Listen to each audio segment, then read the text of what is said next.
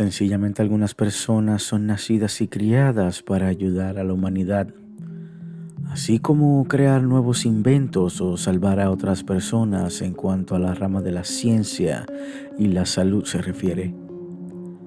Pero ¿qué sucede cuando las personas que estudian para ser asignadas a salvar otras vidas se convierten en un juego macabro el cual se refiere a su ser como un dios jugando entre la vida y la muerte? Sin más que decir, esta historia te dejará con un mal sabor de boca al terminar este video. Harold Frederick Chipman fue un médico británico acusado de matar a más de 200 de sus pacientes, corroborado solamente en 15 de ellos en primera instancia y más tarde elevado a 218 pacientes. Es conocido por ser uno de los peores asesinos en series de la historia moderna.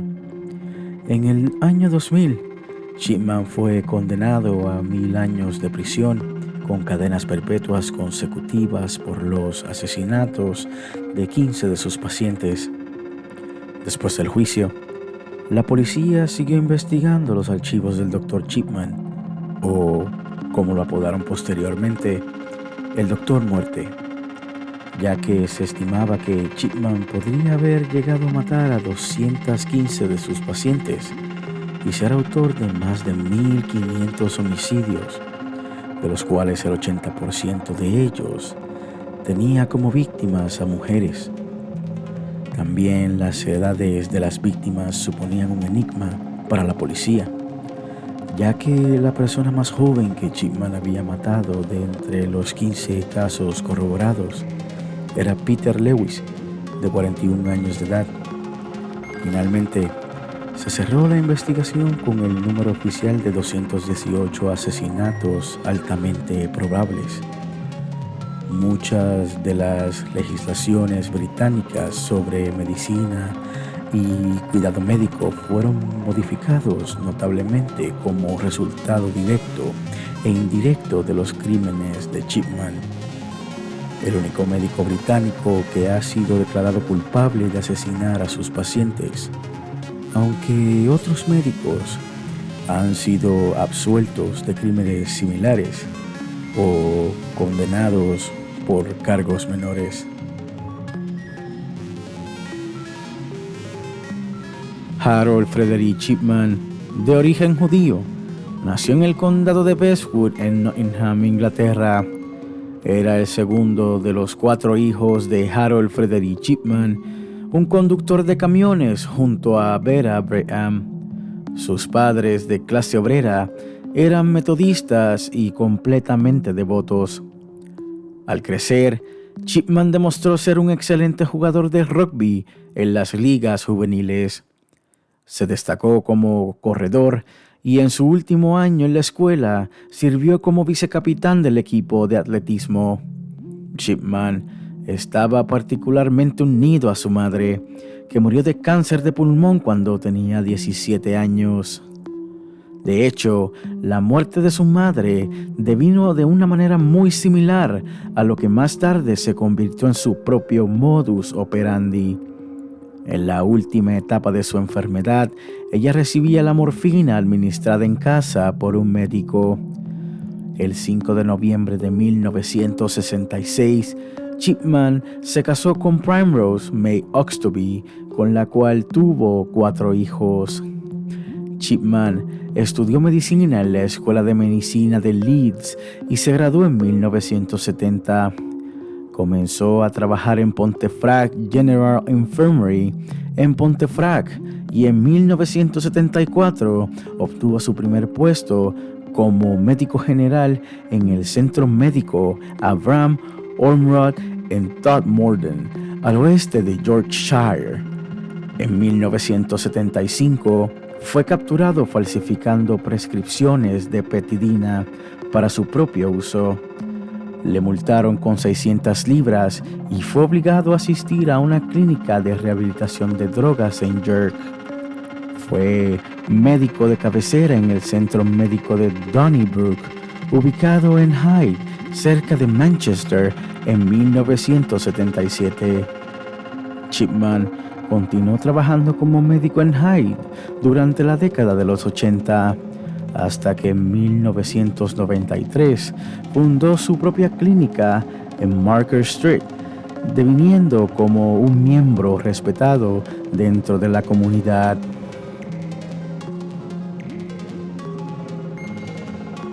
En marzo de 1998, la doctora Linda Reynolds, que trabajaba en la clínica Brooks Surgery en Hyde, justo enfrente de la clínica de Chipman, fue a visitar a John Pollard, el coronel de distrito de South Manchester, preocupada por los altos índices de mortalidad entre los pacientes de Chipman.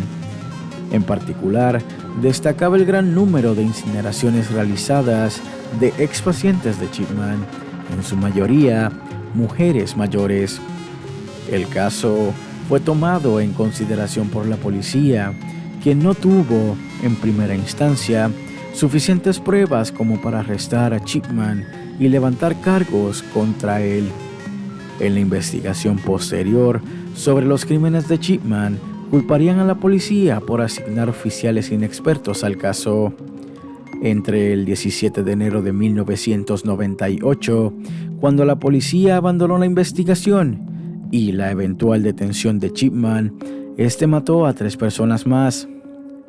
La última fue Kathleen Grundy, una anciana de Hyde. El 24 de junio de 1998, murió en su casa. La última persona en verla con vida había sido el Dr. Chipman, quien luego firmaría su certificado de defunción. La hija de Grundy, la abogada Angela Wardroff, quedó consternada cuando el abogado de su madre, Brian Burgess, le informó que la última voluntad de su madre había sido desheredarla, donando el total de su herencia, 386,000 libras esterlinas, a Harold Chipman. Woodruff denunció el hecho en la policía. El cuerpo de Grundy fue exhumado y examinado y se le encontró niveles elevados de morfina. Con estas pruebas, Chipman fue finalmente arrestado el 7 de septiembre de 1998. Tras este suceso, la policía comenzó a examinar otras muertes certificadas por Chipman y elaboró una lista de 15 muertes sujetas a investigación. En los 15 casos, hubo sobredosis de morfina y los certificados de defunción estaban firmados por Harold Chipman. El juicio de Chipman, cuyo juez fue el señor Forbes, comenzó el 5 de octubre de 1999. Chipman fue procesado por las muertes de Mary West, Irene Turner, Lacey Adams, Jen Lilly, Evie Lomas, Jermaine Ancra, Muriel Grimshaw, Mary Quinn, Kaylee Wagstaff, Bianca Pomfret, Naomi Noto, Pamela Hiller, Maureen Ward, Winfred Meller, Joan Melia y Kathleen Gundry, ocurridas entre 1995 y 1998. El jurado deliberó 6 días y Chipman fue condenado el 31 de enero del 2000 por el asesinato de 15 de sus pacientes, a los que mató con inyecciones letales de morfina. El juez lo condenó a 15 cadenas perpetuas consecutivas y recomendó que nunca fuese liberado. 2 años después, el entonces secretario de gobierno David Blunkett aceptó la sentencia, justo meses antes de que el gobierno británico perdiera el poder de fijar las sentencias mínimas de los asesinatos. En febrero de 2002, Harold Chipman fue expulsado del Registro Nacional de Médicos Británicos. Chipman negó insistentemente su culpabilidad y nunca hizo declaraciones sobre sus actos. Su defensa intentó, pero en vano, que no se le procesara por el asesinato de la señora Grundy, alegando que no había motivos suficientes para inculpar a Chipman. Su esposa, Primrose, mantuvo firmemente la inocencia de su esposo e incluso después de su condena. Chipman es el único médico en la historia de la medicina británica encontrado culpable de asesinar a sus pacientes. El doctor John Botkin Adams fue acusado en 1957 de haber matado a 160 de sus pacientes durante un periodo de 10 años y posiblemente fue un antecedente para Chipman, pero fue absuelto. Chipman salgó en su celda en la prisión de Wakefield a las 6:20 el 13 de enero de 2004, en víspera de sus 58 años, y fue declarado muerto a las 8:10. Una declaración del servicio penitenciario indicó que Chipman se había colgado de las barras de la ventana de su celda utilizando sábanas. Algunos tabloides británicos expresaron alegría por su suicidio y alentaron a otros asesinos en serie a seguir su ejemplo. The Sun fue criticado por publicar la noticia en su página principal en tono festivo y se podía leer "Chip Chip Hooray". Sin embargo, las familias de las víctimas expresaron su decepción, dado que con la muerte de Chipman nunca obtendrían la respuesta al porqué de los asesinatos de sus pacientes. El secretario de Interior, David Blunkett, señaló que la celebración era tentadora, diciendo: "Te despiertas y recibes una llamada diciendo que Chipman se ha ahorcado y piensas, es demasiado pronto para celebrar. Y entonces descubres que todo el mundo está muy molesto con él". El motivo del suicidio de Chipman nunca se aclaró, aunque según informes él había dicho a un oficial de libertad condicional que estaba considerando suicidarse para asegurar la seguridad financiera de su esposa después de que la despojaran de su pensión del National Health Service, o mejor conocido como sus siglas en inglés, NHS. Primrose Chipman recibió una pensión completa del NHS, a lo que no habría tenido derecho si Chipman hubiera cumplido los 60 años de edad. El estudiador de perfiles del FBI, John Douglas, ha afirmado que los asesinos en serie están obsesionados con la manipulación y el control, y que suicidarse en la cárcel bajo custodia policial es un gesto final de control.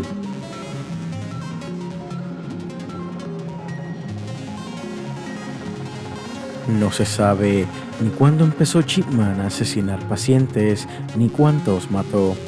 Un informe hecho en julio de 2002 sobre las actividades de Chipman concluyeron que había matado a por lo menos 215 pacientes entre 1975 y 1998. Durante su estancia en Todmorden, al oeste de Yorkshire y Hyde. La jueza Janet Smith dijo que muchas otras muertes sospechosas no podían atribuirse directamente a él. La mayoría de las víctimas eran mujeres mayores que gozaban de buena salud, según los informes presentados después del juicio. En el sexto y final informe, publicado el 27 de enero de 2005, Smith reveló que creía que Chipman había matado a 3 pacientes y que tenía serias sospechas acerca de 4 muertes más, entre ellas la de una niña de 4 años de edad al inicio de su carrera médica en el Hospital General Pontefract. Smith concluyó que el número probable de las víctimas de Chipman entre 1971 y 1978 era de 250 víctimas. En total, 459 personas murieron mientras estaban bajo su cuidado. Es incierto cuántos de estos eran víctimas de Chipman, pues él era a menudo la única persona que certificaba las muertes. Las investigaciones sobre Chipman también incluyó cambios en la estructura del Consejo Médico General. 6 médicos que habían firmado cremaciones de víctimas de Chipman fueron acusados de mala práctica por el Consejo de Médico General, que declaró que ellos debían haber notado el patrón de visitas que Chipman ejecutaba con sus pacientes antes de que estos murieran. Finalmente, los médicos fueron absueltos de culpa y cargo. La viuda de Chipman, Primrose Chipman, fue citada para dar testimonio acerca de dos de las muertes durante la investigación. Mantuvo su inocencia y también la inocencia de su esposo. En octubre de 2005, una audiencia similar fue llevada a cabo contra dos médicos que trabajaron en el Hospital General Tamside en 1994 y que no detectaron que Chipman administraba dosis brutales de morfina a sus pacientes. En 2005, se divulgó que Chipman pudo haber robado joyas de sus víctimas por un valor de 10,000 libras que habían sido encontradas en su garaje en 1998, y en marzo de 2005, con Prime Rose Shipman presionando para que le sean devueltas. La policía escribió a las familias de las víctimas de Shipman para que las identificaran. Los artículos no identificados se entregaron en mayo. En agosto, la investigación terminó devolviendo 66 piezas a Prime Rose Shipman, mientras que el resto, 33 piezas que ella confirmó que no eran suyas, fueron subastadas. Los ingresos de la subasta fueron donados a la Fundación de Apoyo a las Víctimas de Tamside.